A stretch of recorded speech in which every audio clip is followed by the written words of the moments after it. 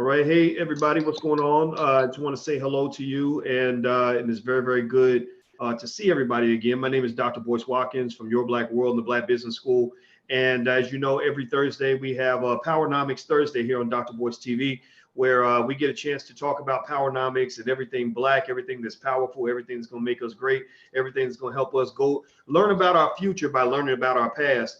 And the person that I get a chance, the opportunity, the honor, the privilege of speaking with every week on this topic is the one and only, one of the great scholars, not just of our generation, but in American history, Dr. Claude Anderson, author of the books Powernomics, Black Labor, White Wealth, and the Black History Reader. So I want to start by asking Dr. Anderson, how you doing today, sir? I'm fine. How you doing, buddy? I'm doing very well, very well. Just making it, just trying to figure things out like everybody else.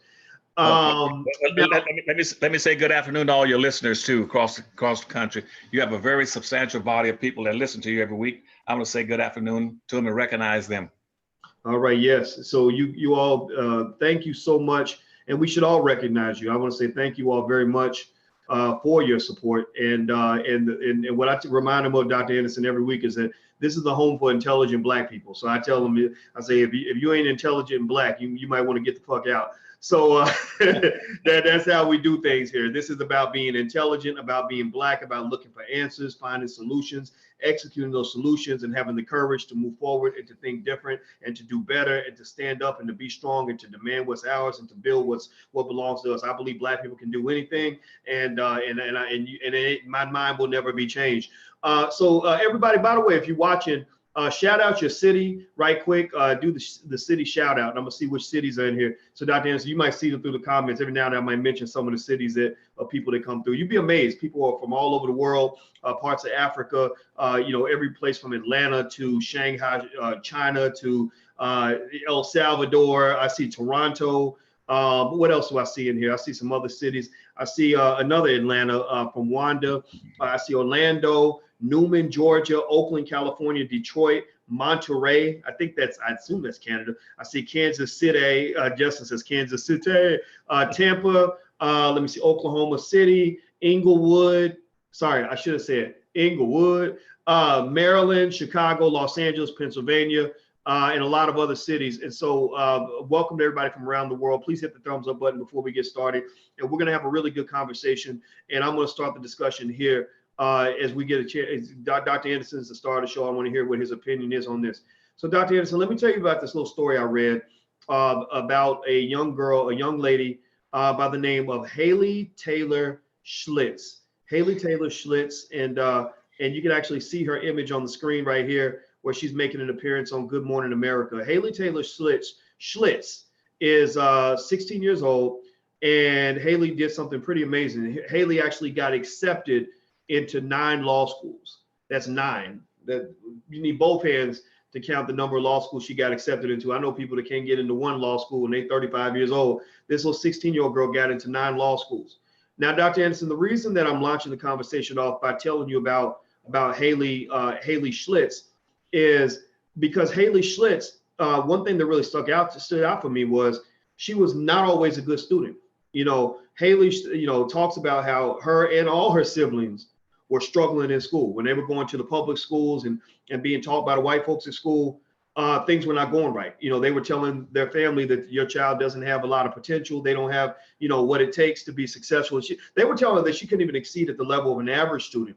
And what happened was, that was really fascinating. She says that after she saw that, after her mother saw and her father saw what was going on with the school system not supporting the children's development, and also after her parents saw how peer pressure, and then you're talking about this is Black culture now. This isn't just, this isn't just white folks doing this, but peer pressure made her feel bad for being intelligent, made her feel like she was out of place, acting white, like she wasn't acting normal by being a good student. It started making her dumb herself down, right?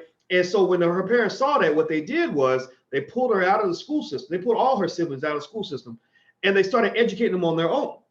And that's when they started taking off. Hayley's 16. She's going to law school. I think that she's going to attend Southern Methodist for law school. Her 13-year-old brother is a freshman in college. Y'all hear that? A freshman in college. Her 11-year-old sister is a freshman in high school. And I didn't start high school till I was 14. Her brother's 11, or her sister's 11 starting high school. Her brother's 13 and he's a freshman in college. So my point on this, the reason I'm telling you this whole background story is it made me think about, like in your book, The Black History Reader, and you actually have a section in the book. You have a bunch of questions that are answered in your book that you say are not answered in typical history books, which is that they're not. And you talk about the history of Black education.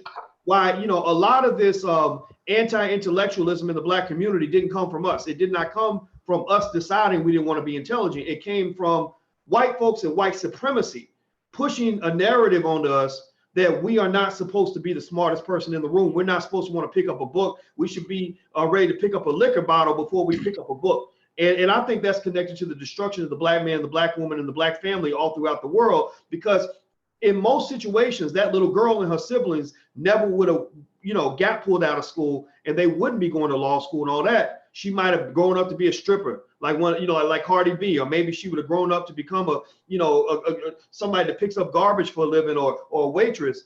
But instead, because she was actually able to get away from the system, that's when the greatness started coming out. And that was my story as well. I was a terrible student in school, and it wasn't until I started finding myself that I started saying, wait a minute, I'm not meant to be this idiot. I'm not meant to be a dumb jock. I'm not meant to be the class clown. I'm not meant to be the dumbest person in the room. I'm supposed to be the smartest person in the room.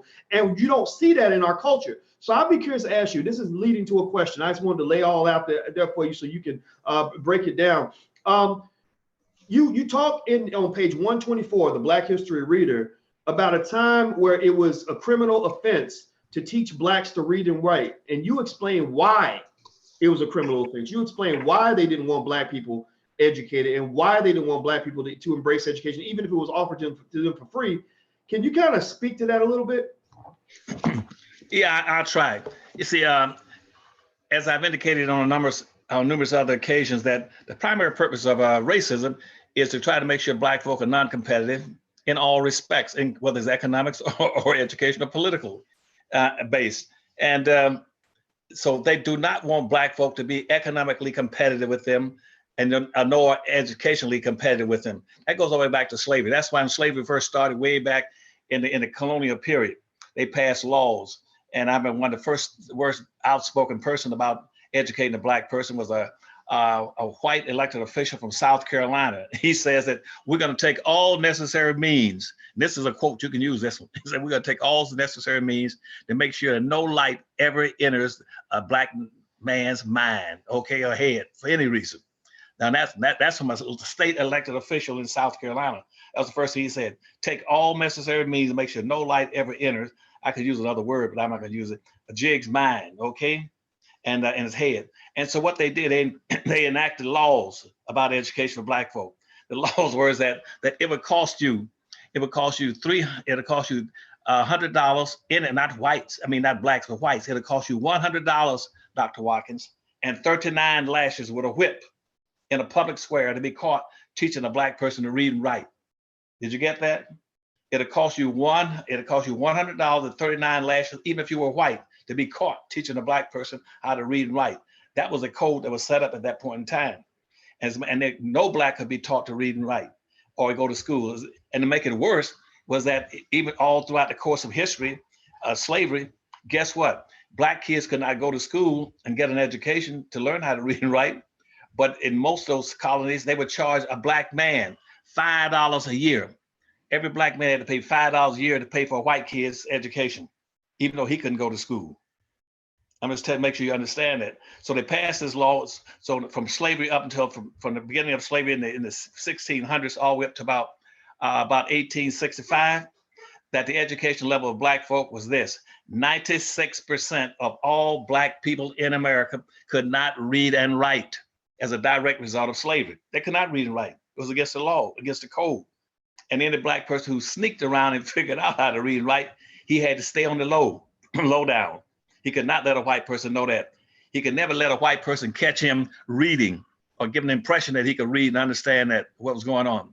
And this had a major impact just on the language system that Black folk developed, because nobody ever taught Black folk a language. You know how Black folk had to learn how to speak what you all might now call non-standard Negro dialect, a black language. You know where that comes from?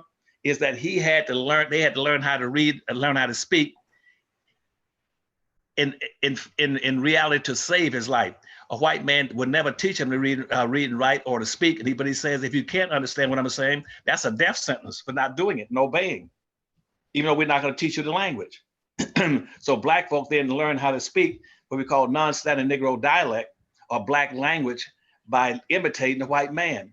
That's why when he would see a white man talk, he said, well, now you just would have moved that thing over there, boy. And that's how black folk learn how to speak, by imitating the whites. Because nobody taught a black man how to speak, or a black woman, but they put a death sentence on him if he could not understand what a white person is saying. Now you figure that out. How you tell him, you say, I'm not never teach you how to read and write and speak, but you damn sure better always understand me.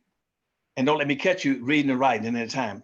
Now, what happened between 16 and 1600s and about 1866, that only 96% of black folk could not read and write. The free, who like about 200,000 who did escape slavery, they had learned how to look some little basic language. So about 4% could do something.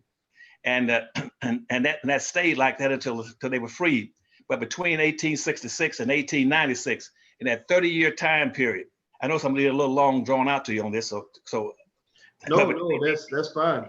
Okay, between 1866 and 1896, after blacks were freed from slavery, at that point in time, blacks were free to try to create their own education system. So what they did, a few blacks that had a little money who had been freed earlier, freed churches, and they started selling pies, flowers, and wood and coal to gather a little money to start building their own schools.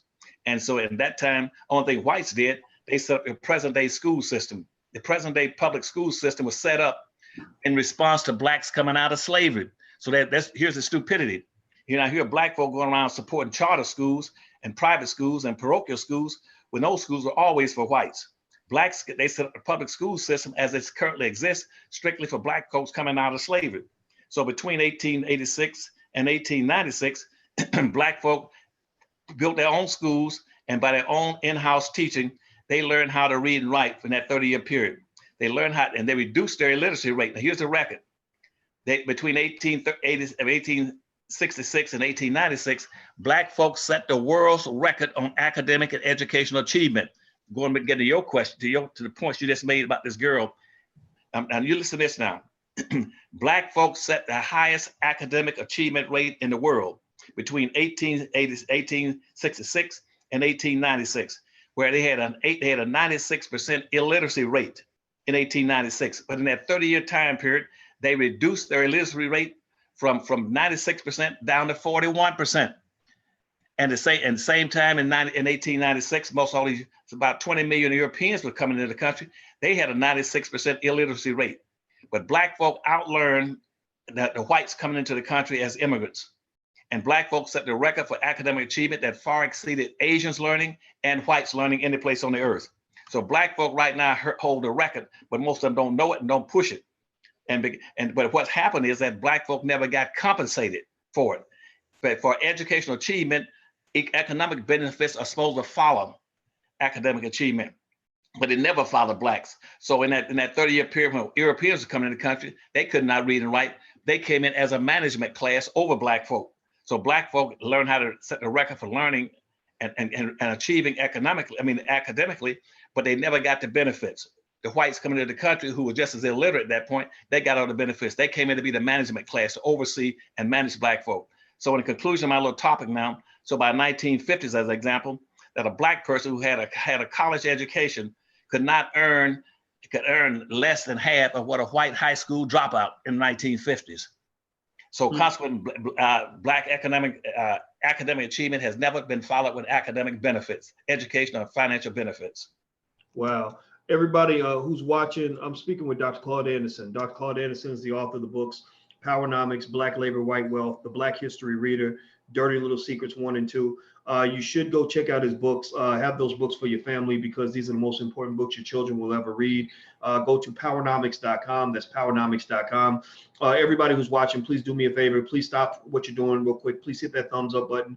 If you're on Facebook, please hit the thumbs up. Please hit the share button, hearts, likes, all those things in order to stimulate activity. That's what brings more people into the conversation. Our goal is to push intelligent Black media throughout the world. That's our agenda. Now you know, we're trying to push intelligent Black media. We want to have intelligent conversations, and Dr. Claude Anderson is helping to lead the way on that. So Dr. Anderson, Doc, let me put in one other point. In 1868, when they started the public school system, they only set up for manual arts for Black folk. They set the public schools so Black folk could learn manual skills, such as being a nurse or a maid or a cook or a butler or a handler or a carpenter. But they would not let him learn anything academically. Even after that, they restricted that. That's why the only school in the United States that what they set up, most of them set up as elementary schools. Then they graduated, became high schools and colleges to universities. Now all those historical Black colleges, they were not colleges in those days. They were elementary schools. The only school that could have skills that would be competitive with whites after slavery was Howard University. Howard University was the only one that could have a medical school and an engineering school and a law school. You know why? Because see, they set that school up. H.H. Howard, who had been the general during the Civil War and for the Union Army, he became the president of Howard University. And he stayed the president. They had white presidents over Howard up until about 1950. And that was the only school that could have those special schools that could compete with white. Law schools, medical school, and now it's even dentistry and engineering. And so Black folk could not compete with whites, and so they weren't able to compete academically until after the 1950s. Okay, but so whites then would restrict Black folk going to school, even in their own situation, getting in their certificates or license to practice and touch white folk. Interesting.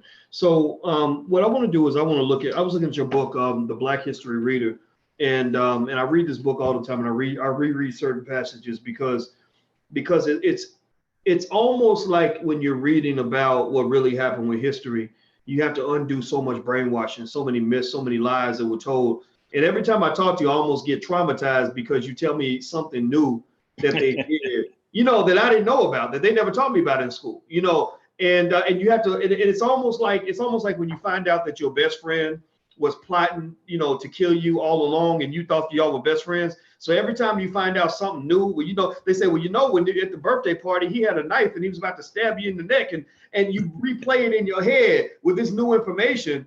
And that's how it feels finding out about, real Black history in terms of what really happened, with the community. And I was reading, and one passage that stood out in your book, The Black History Reader, on page 124. I'm gonna look it up. Okay, 124. Yeah, well, you know this. You ain't gotta look it up, but I'm gonna just read this one sentence to you. You said that Blacks were lynched for carrying a book or a newspaper. That there were instances where Black people were lynched just for carrying a book. Oh yeah. Oh, that was even up into the Civil Rights Movement. A lot of Blacks leaving the North going south before the Civil Rights Movement. They could be caught in a train station reading a newspaper or magazine in the South. They better not let white folk catch them reading in the South then. And because again, they was restricted to a certain degree of education. That's why I told you before, my mother only got as far as the 5th grade. My daddy could only get as far as the 3rd grade. My grandparents could never saw school a day in their lives. And my grandmother, when she became 99, I was a young person, I asked, how do you feel? She said, the body is weak, son, but the mind is strong. I said, what do you want for your 99th birthday? She said, I would just love to be able to sit inside of a school. Mm-hmm. And so I talked to the teacher, and the teacher allowed her to come to school with me for 2 days. And she just as happy to go inside of a school. Had never been to school a day in her life. Neither had my mother gotten past the 5th grade, and dad had passed the 3rd grade. Because again, they restricted you. And this was the same time that they had all these Jews and Asians coming into the country in the early 1900s. And they were boasting about how smart Jews are, how smart Asians are, and they're the smartest people in school. They're not the smartest. Blacks hold a record in achievement. But the reason these Black kids perform so low is that, get to your other question, is because people perform the way they are viewed. In other words, if you live in a social structure, we got a ranking high order of acceptability based on how people perceive you and qualify you and respect you. If you're on the bottom in the general society, that's going to also have a significant impact on your achievement in school. Right now, you got a ranking order of acceptability going. When you look at that, about the first question in the Black History Reader, that ranking order of acceptability, it goes down white, yellow, brown, down, black. Black's on the bottom. If Black folk are generally perceived as being the lowest unqualified, incompetent, mistreated, violated people, brutal, ugly, mean, all this kind of stuff, and drug addict, then that's the way the Black kids are going to perform. People perform based on how the general society equates them.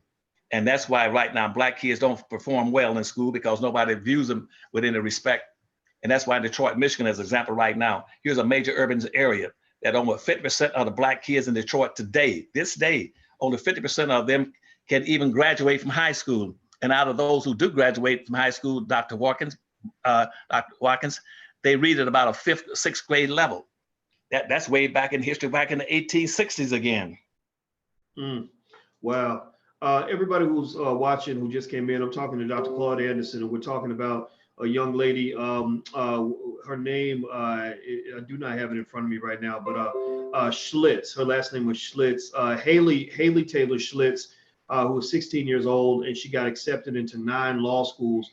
And the reason that she was able to do that, the reason her siblings are excelling, is because her parents took them out of public school, out of regular school, because they were struggling and not doing very well. And now this little girl's on her way to law school. So this led me to ask Dr. Anderson this question. He's answered it very well. If you've been watching, I hope you guys will thank him as we go along, let him know how much you appreciate him. He's basically explaining the history of this and why it was designed. It was by design that your children are not excelling. It was by design that we have a community that will listen to an ignorant rapper who can't even put together a sentence, as opposed to intelligent people in our community who can actually teach us something. And so, in fact, I don't know if y'all agree, but tell me if you agree or not, but I think people like Dr. Claude Anderson should be the most popular people in our community. The fact that we put the most ignorant people at the top is something that we have to think about. Now, I want to read a little bit, Dr. Anderson here. I was reading in the Black History Reader. You have a section, same section, general section about the why it was a criminal offense to teach Blacks to read and write. And you write about after the Great Depression. You said, following the Great Depression, public policies made it acceptable to provide Blacks at least a marginal education in what was the manual or industrial arts. But it is still dangerous to educate, it was dangerous to be educated even in the manual arts. Following World War II in the late 1940s in Southern states, it was normal for Black teachers to be insulted and beaten and to have their schools burned down. There were instances in which Blacks traveling to Southern states were beaten and even lynched just for reading a Northern Black newspaper, which was considered contraband. The Ku Klux Klan, America's premier white supremacist organization, was the anti-reading enforcer. So they went around making sure that Black people in the South were not reading certain materials. And you say here that Klansmen were assigned to monitor trains and bus stations, watching to find any Black porters and travelers who were reading. They confiscated any Black newspapers they found, even though many Klan members were uneducated and most could not read. They knew enough to believe that educated and informed Blacks were a greater threat to white society and the Southern culture than uneducated Blacks. That's powerful, to me. That's powerful. I mean, that they, even the ignorant Klansmen, knew that the most dangerous person in America was an educated Black man or Black woman. Can you kind of speak to that passage a little bit and provide context? And after you do that, I want to tell you a story that I experienced that links directly to this topic. Go ahead, sir. Okay. See, when I took over education, let me make a statement. First of all, there are absolutely no incentives or no motivating factors for white folk to ever teach a Black child to be competitive with a white child. That's just common sense. Why would whites or white society, white organizations want to educate Black folk to the level where they be competitive with white children? That is stupid. Why are Black folk right now even sending their kids, busing their kids into white schools where they are still treated as minorities and as outsiders and as guests? A guest has a guest mentality, no self-concept, limited concept, very little motivation. That's why they're not achieving. When I took over education from the state of Florida, Dr. Watkins, back in 1970, right in the birth and right in the midst of the civil rights movement, they put me over education.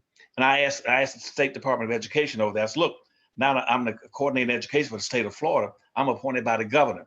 What are your, and the order is supposed to be desegregation because of the NAACP. The NAACP got it upside down and backwards. They crippled black folk. They did the bad, wrong thing. They were the ones that desegregated the schools. And so they said, desegregation, Dr. Ansel, here's what we're going to do. Now the NAACP has gotten the desegregation order approved in the Supreme Court in 1954. What we're going to do is we're going to close down nearly all black schools, which takes you back to 1860. We're going to close down all black schools. Then we're going to bust 75% of all the black kids in the white schools. Then we're going to put about the remaining 25% into special education classes.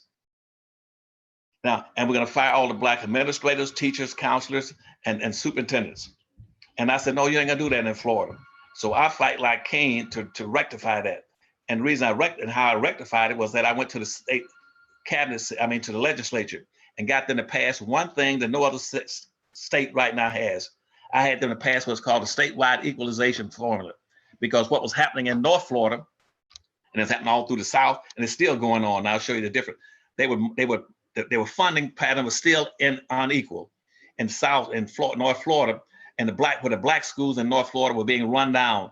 No books, no supplies, no material, broken windows, bathrooms were stopped up, and everything. I go down to Glaze County of West Palm Beach. They had all kind of surplus capital. They had all kind of hairdressing machines and swimming pools and everything down there. And so consequently, I asked the state to pass a statewide equalization formula in Florida, because I said it's against the Rodriguez decision and the Supreme Court decision that to have unequal education in terms of funding. And so they passed that. So that's the only state now where all the funds must come to the capital.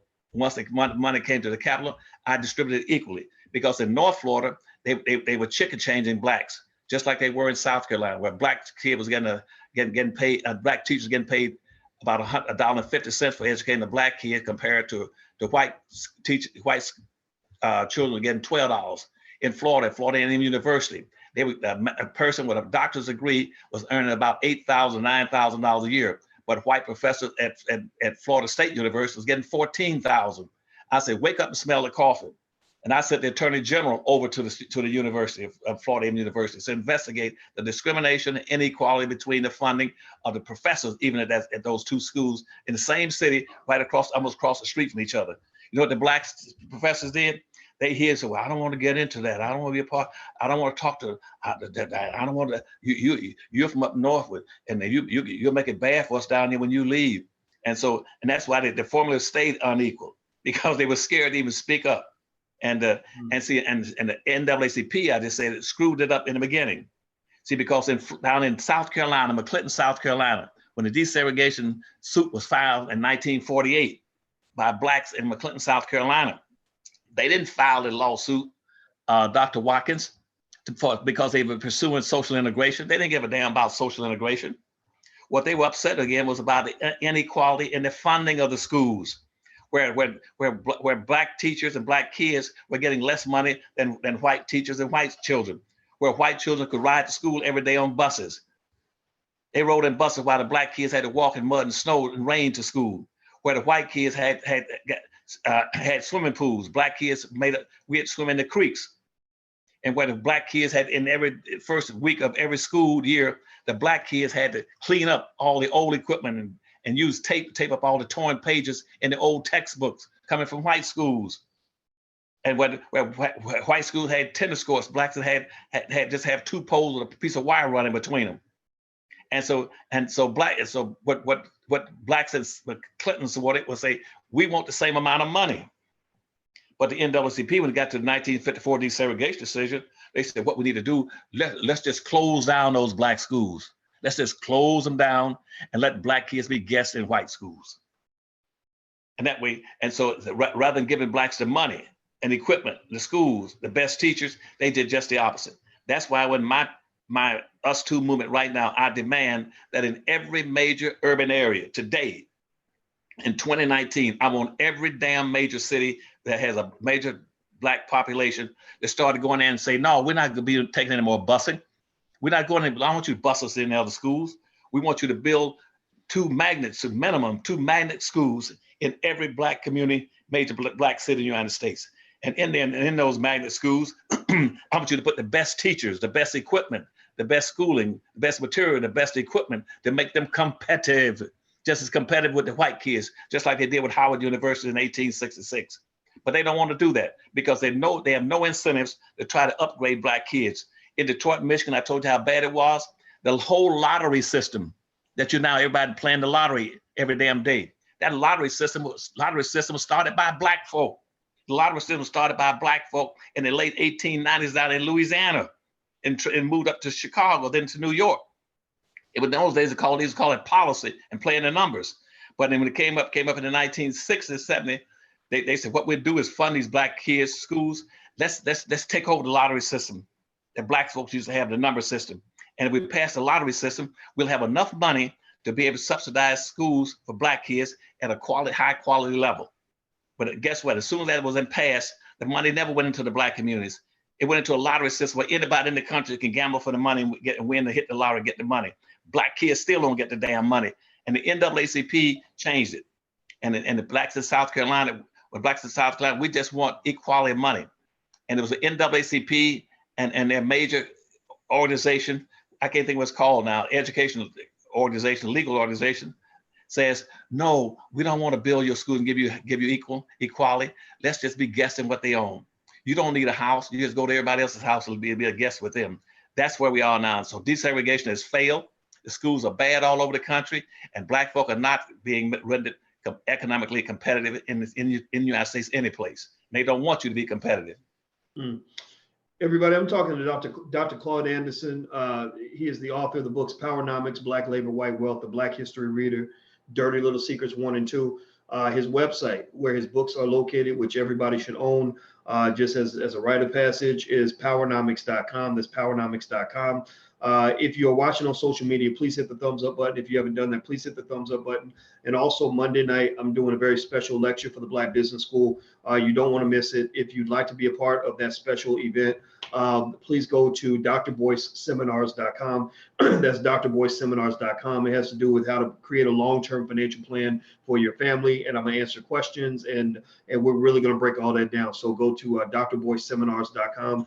Okay, so Dr. Anderson, let me tell you, what you were saying sparked two thoughts. When you were talking about being a guest in somebody else's home, I agree with that. I remember being bused as a kid, and I remember how traumatic that was. And they tell you that when you are going over to the white school or the white university or the white neighborhood or around white people, that we're convinced, we're lied to. We're told that that's the key to a better life, that makes, that's going to make your life better. You're going to have all these opportunities. But then you get out there and you feel like you're surrounded. You feel very uncomfortable. The only people that don't feel uncomfortable in those spaces are people that don't identify very heavily as Black. If you have no Black identity, then sometimes I feel like that's a blessing for those people, because ignorance is bliss. But if you know who you are and you're comfortable with who you are, and then you get put in a space where who you are is not good enough and something's wrong with you and you're getting punished for being who you are, which, then you end up feeling like a lot of the Black boys and a lot of the Black girls that are in these public schools, being taught by these white people who don't care nothing about Black folks, don't know nothing about Black folks. And then the second, the related thought that I had when you were talking is it made me think about the fact that this is really a money game. This is a money and a power game. A person that wants to empower you, that really wants to empower you, is going to give you the tools to empower yourself. They're going to say, okay, like for example, when they talk about the hustle, the scams with these charitable organizations that claim they want to help third world countries, but they really don't want to help them. What they want to do is collect money on their behalf, and then they control the money. They say the kids in Ethiopia need shoes. They'll go collect $10 million for shoes and then pay their white friends to go manufacture shoes that they'll go dump into Ethiopia or whatever, so they can keep the charity hustle going. When the reality is that if they really wanted to empower the people of Ethiopia and help them get out of poverty, they would take that $10 million and help them build a shoe factory in Ethiopia so they can make their own shoes, right? That's right. Really, when you talk about Black folks, we thought that our lives were being made better through things like integration. We thought that we were fooled into believing that in order to have a better life. Look, just, we've already got the infrastructure built. We already have the businesses. We've already got the schools. Come in and join our schools. Dump your schools, dump your businesses, dump everything in your community, and come and be a part of our community. and we know that really actually is it's not just a move that disempowers Black people, but it is a move that financially enriches white folks. Like, we up here talking about how they owe us reparations. Well, we've been paying them reparations for nothing. We pay them $1 trillion a year just by virtue of the fact that it's our money supporting these white businesses. It's our labor that's running these white businesses, right? We are sending our children to these white schools, and they making money. They make money off of every Black child we send to these schools, where Black teachers can't even get a job half the damn time. You go in. How many times have y'all, tell me if you guys have seen this, where you go into a school that is 80-90% Black, and the teachers are almost 80-90% white?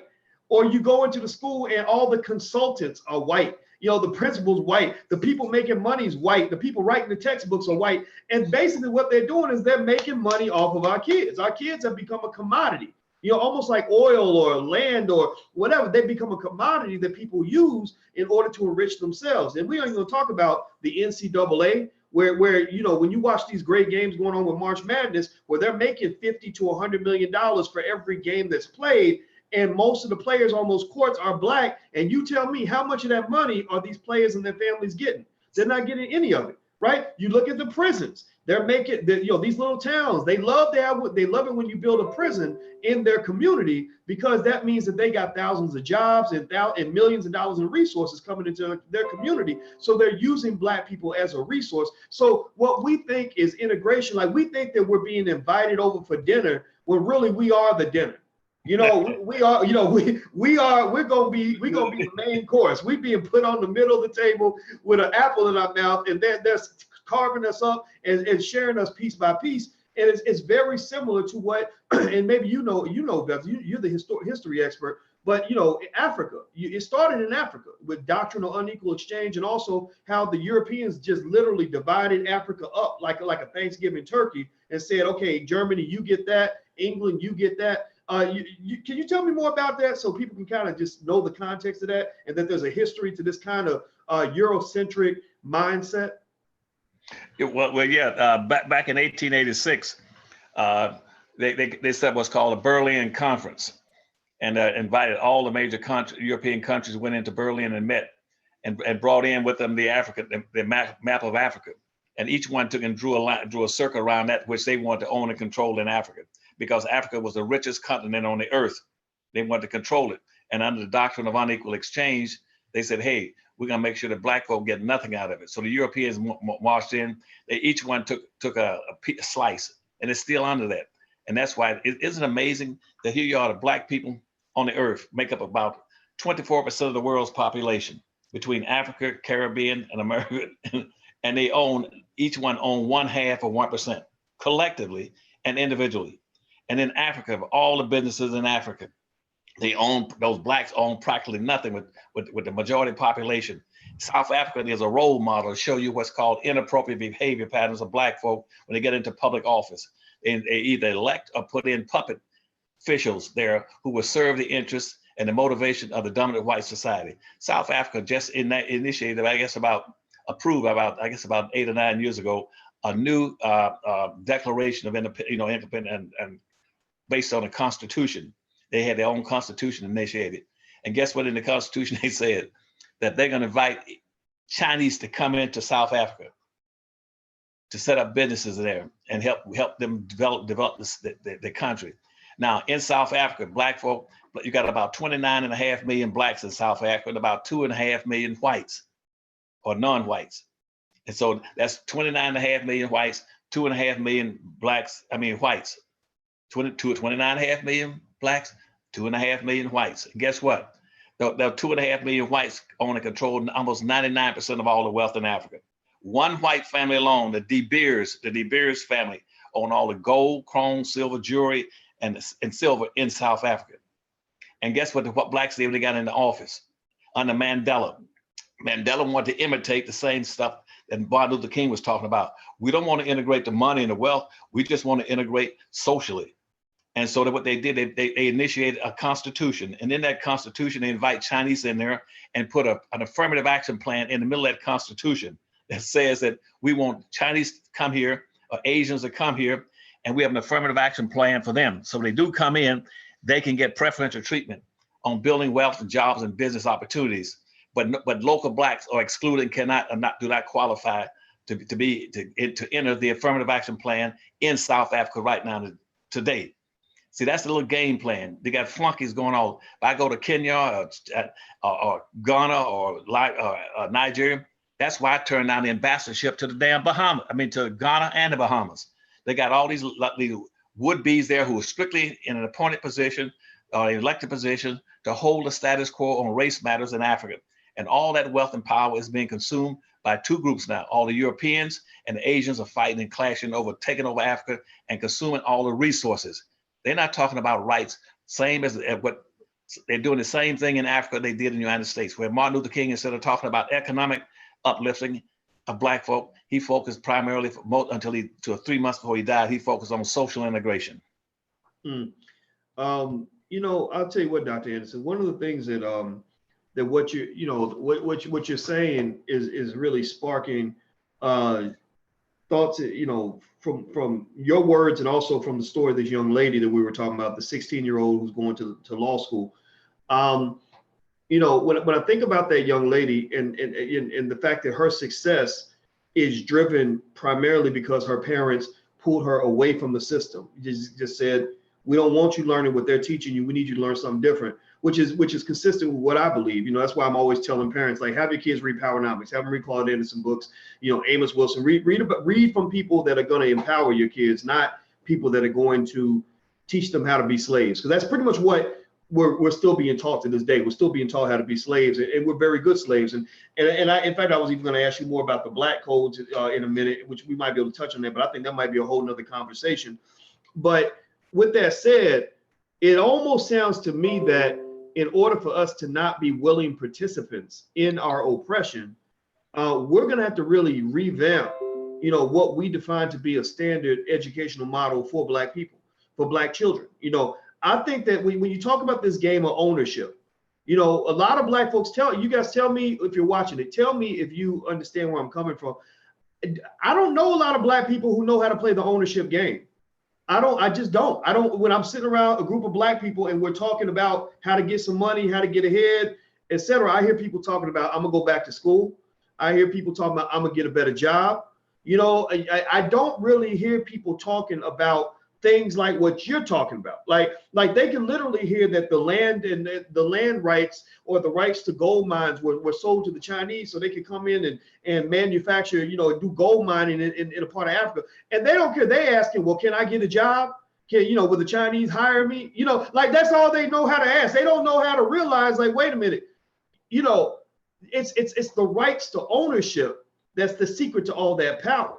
And I don't think we have enough ownership conversations. I think that we got a lot of conversations about how to dribble a basketball and throw a football and sing and dance and rap and twerk and talk about what somebody said and what Cardi B was rapping about. But we don't have those conversations about ownership where we even know how to play that game, almost to the point where if you took $1 trillion and said, we're going to give black folks $1 trillion in reparations right now, that trillion would trickle down to 10% of what it's worth within a few years, because we would be thinking about things we could buy or just how to get a better job. So what do you think about that, Dr. Anderson? I mean, do you think that ownership and just Powernomics ideas, you know, it needs to be a standard part of our education? And how do we begin that process?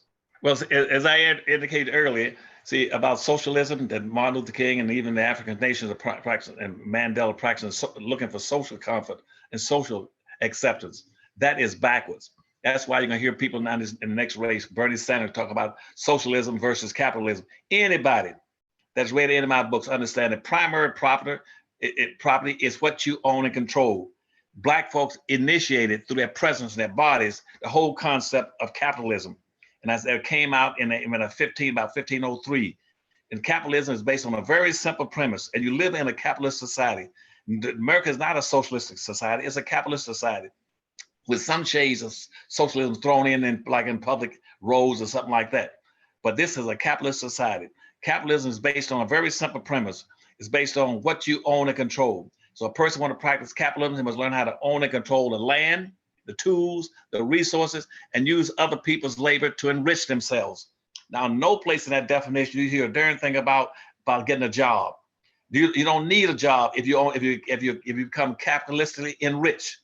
Right now, whites in America, contrary, they want black folk to focus on getting a job is socialism. That's socialism. Capitalism is owning, controlling, and hiring that sucker to work the job. There's a difference. And see, with black folk and all these people playing in blacks in entertainment and athletics and sports, they are employees. They're working. They got a salary. If you're on a salary, you're in a socialist-based economy. Whites right now, white wealth in this country right now, 87% of all the money that whites earn when they file their income tax next month, their neighbor, 87% of their income is unearned. 87% of the income of whites in America is unearned annually. It's coming from things like capital gains, tax credits, business capitalization, rental income, inherited wealth from stock accounts or from trust accounts. 87% is unearned. That's where they get most of that money is discretionary. They can go buy up all kind of land and buildings. That's why they own every building and land and machinery and equipment and vehicles from Maine to California, because they got discretionary capital. A job is only designed to maintain you. You cannot advance your people by getting them jobs. What you should be doing is teaching your people how to create jobs, how to produce wealth. The money accumulates at the bottom. Producers got the greatest chance of creating wealth, and not the employee who's up there dealing with a product that's been produced by somebody. But we don't have anybody teaching our kids in school how to be producers, how to practice capitalism, how to own and control anything. They're not taught that. They're all taught to get out of here, go get an education, go to a white school, and learn to follow a white curriculum, leave there and go back and graduate, then go back to your community and go look for a job in the white community and work for a white company. Once you go work for a white company, they determine the value of your education. That's why we got all these black kids right now graduating from school, Dr. Watkins, with master's degrees and doctor's degrees. They master not a damn thing because they don't have an economy. Your degree is useless if you don't have an economy. When you go back to black community, how are you going to use it for what? I can get blacks right now with doctor's degrees and master's degrees and make them janitors in a white company. Who cares? Because they got no alternatives. And that's why you talked earlier about charter schools. You know why charter schools became popular? Because back in 1997, for instance, I found there was $108 billion in public school system across America in black neighborhoods, black majority communities, $108 billion. And guess what? That's what the charter schools want. They want to go in there and take that money and create charter schools so the whites could take over the money in those public schools and destroy the public schools that were created for blacks in 1868, destroy the public schools. Then take the black kids in the charter schools, they can control the money. And guess what? Our people ran for it like a hog to slop. They started talking about, we need charter schools. They tried the same thing in Florida, saying, well, Dr. Answer, we don't want to be with black folk. We're going to take down their schools. Then we're going to set up religious schools, segregated academies, and charter schools so whites can control the money in education. They're still doing it, and our people fall for the game every time. They're being bamboozled every time they go for it. They want to go to charter schools rather than saying, no, go back to your own communities, rebuild your own communities, build your own economy, and put up magnet schools where you draw the best capital, the best equipment, the best curriculum, the best teachers, the best instructional materials into your own community. Make it so good that whites, Asian, Arabs would be fighting to get into your neighborhood, to get in your schools with you, rather than you're trying to become a guest in there. Let them become a guest in your schools. Well, you know what, Dr. Anderson, I'm gonna tell you this. I think that, and by the way, everybody, I'm talking to Dr. Claude Anderson, author of Powernomics, Black Labor, White Wealth, and the Black History Reader. His website where you can get his books is powernomics.com. That's powernomics.com. Everybody, if you haven't done this yet, please hit the thumbs up button. Please hit the share button if you're on Facebook so people can see this interview. But I want to tell you this, Dr. Anderson, I was thinking about, the college process a lot, because you and I both, had PhD, we have PhDs, and we've both been educators for a real long time. And I used to be a big believer in the college, in the college system. But then I started seeing the holes and the flaws and the problems, because I couldn't understand how people can have these advanced degrees from these top schools and not be able to pay the bills, not have any wealth, why Black wealth is going backwards. And I started analyzing and realizing it was a student loan debt that's really doing that. And also the degree that you're getting, it's only valid in a particular economy that's controlled and, by people that oppress us. And really the best analogy I can think of is, going to college and getting a degree. It's a little bit like paying a whole bunch of money to get into a club, and you do a bunch of work, and then when you graduate, when you get through the club, they pay you in McDonald's coupons, right? So you don't get money, you get McDonald's coupons, right? So if y'all follow me on this analogy, so imagine if they gave you a bunch of McDonald's coupons where you could use it to buy Big Macs, quarter pounds with cheese, and stuff like that. By them paying you with McDonald's coupons, two things will happen. One, McDonald's is getting rich off of you, right? Because they got you to pay real money to get paid in McDonald's coupons. So any currency you get from that education or from that certificate is going to go right back in the hands of McDonald's. Number two, if there's not a McDonald's in your neighborhood, you will starve to death. You won't get to eat if there's no place that you could take that McDonald's coupon and get food. And so for us, we get these instead of McDonald's coupons, they pay us with this thing called a college diploma. The college diploma is something that has to be activated. It has to be used in an economy in order for it to have value.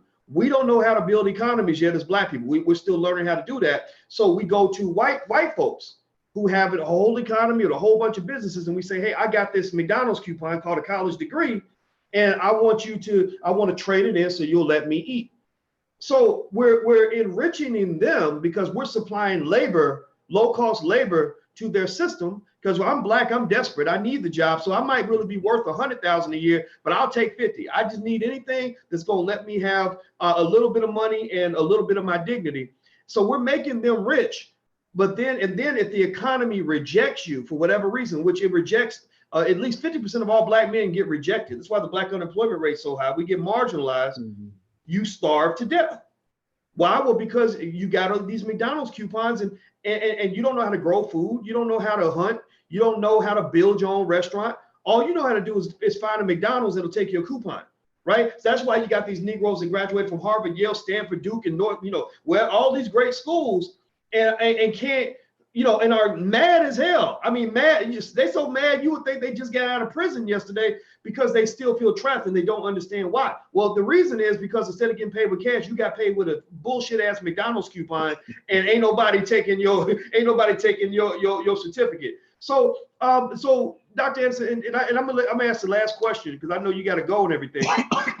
And so everybody, Monday actually, I'm doing a lecture on this. I actually put together a whole model called BEEP. It's BEEP, and it stands for Black Economic and Educational Excellence Plan that you should create for your children in replacement of a college fund. I do not believe in the 529 plans and all this other stuff they tell you to use for college, because for various structural reasons, it leaves you and your family with limited options and it gives you limited value. The BEEP model is actually something I designed just for Black folks. I put this together this month. I've not shared this with anybody, but this model allows you to have a broader set of options. So that instead of getting paid with McDonald's coupons, you're getting paid with a currency that can be applied in a multitude of contexts. So if anybody wants to join that lecture, you can go sign up, go to drboyceseminars.com. That's drboyceseminars.com. And you can join us on Monday night. I'm gonna break it all down and explain it to you. And I promise it'll be worth your while. You're gonna be glad you came. But Dr. Anderson, let me ask you this last question then. Okay, so we know that white supremacy has really taught us these things about, about rejecting education. It's taught us a lot about not wanting to understand the power of ownership.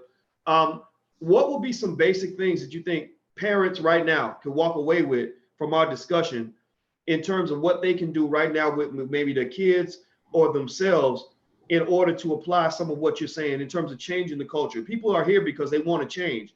So what would be something like, if you would give them a homework assignment right now, what would that assignment be? Well, two things. First of all, I have to say, if I can split this and make it simple for you, is that right now, first thing Black folk need to understand is that they're in a competitive relationship, that white folk have no incentives to educate their children to qualify against a white child. That's a fact. And secondly, they have to understand that there are a lot of things going on that's diminishing the educational level for Black folk in this country. For instance, in these historical Black colleges, right now, probably about 67 to 68% of the staff in these historical Black colleges are not even Blacks anymore. They're whites, Asians, Arabs, and everybody else. And teaching in historical Black colleges, they've taken your jobs out of your neighborhood and your schools. Point one. Point two, that in 1896, President Bush, for instance, sat around and enacted a presidential policy that says that in those historical Black colleges, I always hear these Black colleges, Trump's going to put in more money into the historical Black colleges. I said, who cares?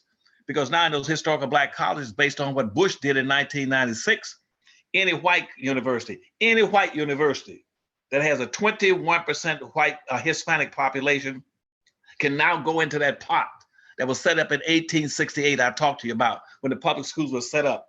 Then they were not colleges, then those historical Black elementary schools. When they were set up and the money was appropriated for that. Today, any white university with a 21% Hispanic population is now qualified to go into the historical Black college fund and take the money out and use it for Hispanics. And on the staff of those historical Black colleges, that 67 to 68% of all the staff are not even Blacks. And thirdly, is that on those historical Black colleges, they got the textbooks, all the textbooks, office shops in those schools are owned and controlled by whites. They determine what reading materials you're going to have on your damn campus. And so it goes on, and up in like now in the Northeast, you got Asians coming into the country, like the Jews came into the country. They are now trying to get laws mandated, passed to strip these universities of a preferential treatment based on race, because Blacks are the only people that are qualified as a race. Asians are not racist. Hispanics are not racist. Jews are not racist. Those are ethnic, language, and religious groups that are coming into the country. They're going to strip away the ability for those Black kids to even qualify to go to these historical colleges. Right now in Harvard, right now, the Chinese are petitioning to make sure there's no longer any preferential treatment based on race. And Black folk let them get away with it, because what they've done is they've used exploited identities and pretended somehow that these groups they've called minorities are equal to Black folk. Then once they get in that pot, then they strip away the whole thing and throw it out. Then Blacks go out with the baby with the water. And so now Black folk are being stripped out of the institutions, and the preferential treatment is dying. Affirmative action has been killed off. I have the dubious honor of writing the first affirmative action plan in 1970 for the state of Florida that was approved by the governors and the cabinets went across the country. But that is a waste of time. Get away from affirmative action. Say now all we want is one thing that you whites, you Asians, you Arabs, you religious groups, you language groups can't take from us. It's going to be Black reparations. Go for Black reparations. Say, are your Blackness? Be Black, period. Don't get in, say out these minority groups, these people of color groups, these diversity groups. Diversity means anything but Black folk. That concept came up in 1843. It means divert resources away from Black folk. These Black folk can't even figure that out. I sure love some diversity. Diversity means Blacks get nothing. I can't. Well, Dr. Allison, well, you might say that, but I think we need multicultural. I said, how? Everybody's got a culture. I go out to Walmart and say culture there for Asians, Hispanics, clothing coming from India, food on the counter for Hispanic islands. Where's your damn culture in Walmarts? I haven't got it. Why in the hell you for something? I can drive down the street and see restaurants for Vietnamese, Cambodian, Italian. Everybody's got restaurants. I don't see no damn Black restaurants in the main drag. Why are you for multicultural? You haven't got anything. So what I'm saying to you, make a long story short, Black parents need to wake up and smell the carpet and say, now we want to build our own communities again, put in our own school systems, and in the school system curriculum should be based on specifically on the needs of those Black kids. Black children and Black people are the only people who've been denied the fruits of an industrial revolution. When the industrial revolution went through Europe in the 1700s, Blacks were slaves. When the industrial revolution went through the Americas, Dr. Watkins, in the 1800s, Blacks were still enslaved. Black folk have never enjoyed the fruits of being industrialized. You should build your schools based on the qualitative and quantitative needs of Black students first, and quit pretending somehow that there's no difference between a Black child who's a descendant of the slave owner and a descendant of a slave, a Black child who's a descendant of a slave. They come to school with different baggage, different emotional, educational, and emotional needs. That's why they're not perceiving at the same level. Children perceive based on their expectations of their family and everybody around them. If everybody don't think these Negroes children are gonna, or need to grow children are gonna succeed, they won't succeed. You got to build your own neighborhoods and have set up a curriculum that will enlighten and uplift these black kids and give them an incentive and motivation to take care of their needs.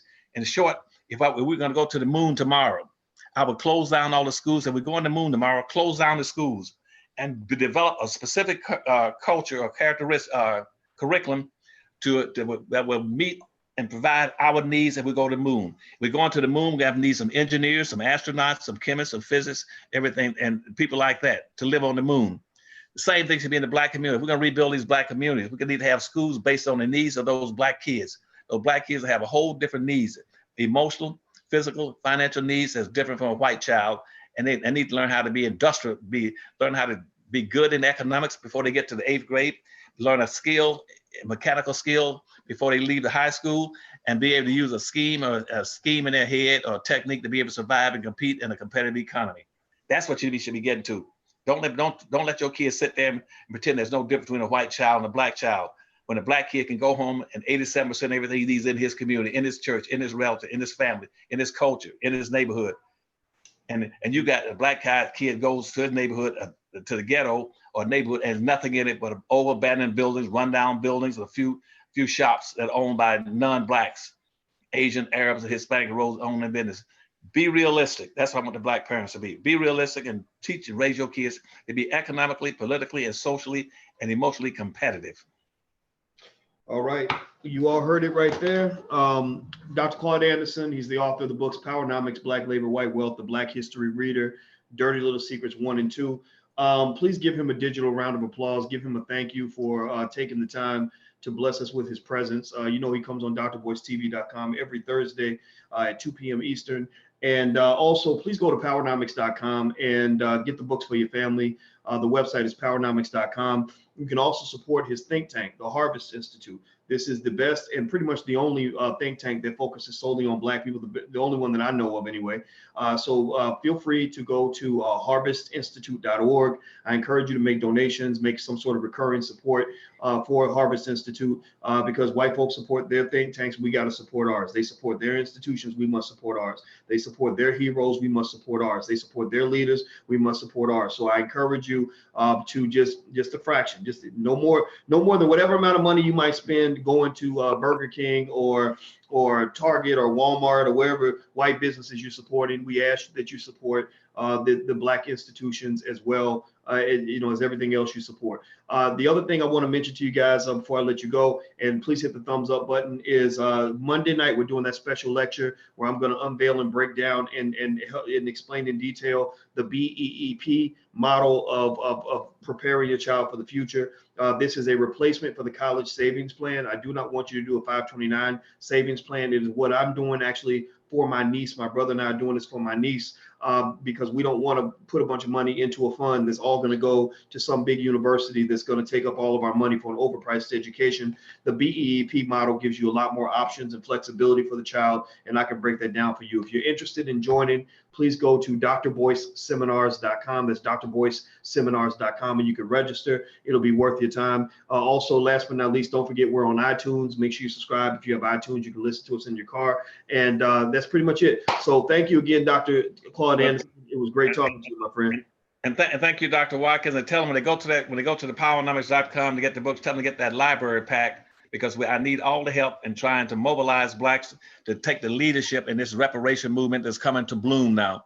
And then I'm gonna have a lot of claim jumpers who can go out and try to cherry pick the movement and put and tie a bow on their name to be the lead of the reparation movement. They know nothing about reparations. So I want to make sure, tell them to go to the website, get those books, Powernomics Library Pack, which is $99. Get that as quickly as they can, because the reparation movement will be the hot thing. Mm-hmm. Because neither the Democratic Party nor the Republican Party got a damn thing in the bag for Black folk. And then we're going to demand that we lead the top of the agenda for this new movement and this new election coming up in 2020, based on Black folks' needs and Black folk interests. They're going to have to start delivering for us, okay? Yes, sir, we sure will. And make sure y'all remember who was talking about reparations 30 years ago. This wasn't new. A lot of people are talking about it now, but Dr. Anderson, if you go look at his books, a lot of his books were written in the early 90s and in the late 80s. 80s, 70s. in the 70s. He's been speaking this message for many years. It's just now people are listening. So other people are talking about reparations, which they should be, but make sure we understand the origin of it all, where it all started. So if you're a part of that movement, use hashtags like us2, Powernomics. Those are the hashtags I use, but also we support other movements that are out here, the ADOS movement, Tangibles 2020, anything it takes for us to come together to get something done. And this is not the time for Negroes to be divided and fighting and arguing and over who gets the credit for what. I just want to make sure that we give support and the credit where it's due. And I can tell you, Dr. Anderson has been fighting on this issue for many, many decades. And I want to say thank you to him for that. And also I want to say thank you in advance to everybody in here who is going to pick up the mantle and be a soldier in this fight. Don't just watch it. Don't just sit by. You're not a bystander. You're not sitting in the stands. We need you on the field because we need the whole offensive line lined up so we can score some touchdowns and we will win this game. So thank you very much, Dr. Anderson. I appreciate it. Thank you, Dr. Watkins, and you're still the man. Well, I appreciate it. Well, I'm only the man because of all these people that love us. So thank you all very much as well, and we'll see you all soon. Have a good day, my friend. See you next time. All right. Bye.